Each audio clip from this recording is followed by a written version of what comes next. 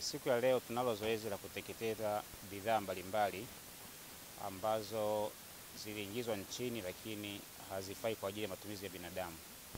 Zipo bidhaa aina nyingi, kuna sukari, kuna vipodozi, kuna nyavu, kuna sigara, kuna madawa.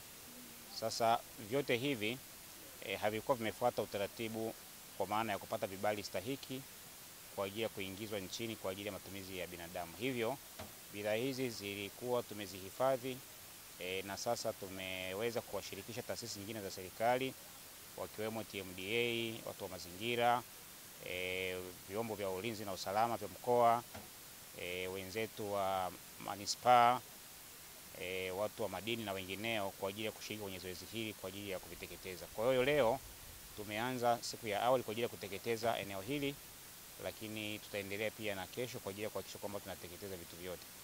Sasa mzigo jumla ambao tunateketeza ni takriban tani 53 wenye thamani jumla shilingi milioni 530.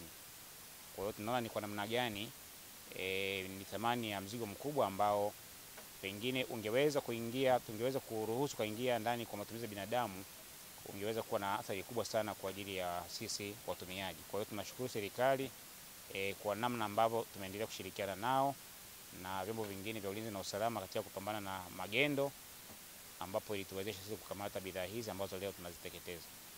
Tumekuja hapa kusimamia zoezi la kuharibu vifaa ambavyo havifai kwa matumizi ya binadamu.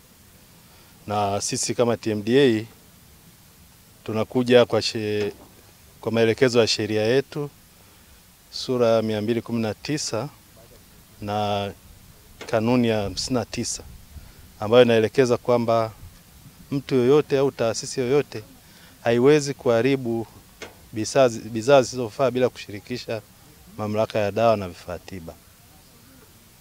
Na katika muktadha huo kwamba tunaanza kwanza kufanya uhakiki wa aina ya bidhaa na thamani yake, kisha tunamshauri mhusika uhusishe NEMC na vyombo vingine vya usalama na maafisa afya wa halmashauri husika kwa ajili ya kusimamia zoezi hili. Kwa hiyo sisi kwa sababu kuna vifaa vya dawa na vifaa tiba ambao si vinatuhusu, ndio maana tumekuja kuvihakiki. Na katika bidhaa hizi kuna bidhaa za vipodozi na bidhaa za chakula ambapo zilikuwa zinaingia, lakini bahati nzuri watu wenye nia njema na taifa hili wakatoa taarifa na tukashirikiana na watu wa mamlaka ya mapato, tukakagua na kugundua kwamba bidhaa za vipodozi zina viambata sumu ambavyo kwa mujibu wa taratibu haziruhusiwi kutumika kwa matumizi ya binadamu. Maana hivyo viambata sumu kama ilivyo jina lenyewe ni sumu.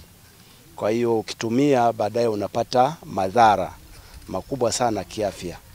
Lakini pia kuna bidhaa za chakula ambazo kwanza zijasajiliwa nchini kinyume na taratibu pia na sheria ya viwango, lakini pia kuna baadhi kuna baadhi ya vijuisi vilikuwa vinaingia, lakini tulipopima maabara tukagundua kwamba vile vijuisi vina dawa ambazo zinaitwa tadalafil na sildenafil, ambapo kwa kifupi mitaani tunasema Viagra.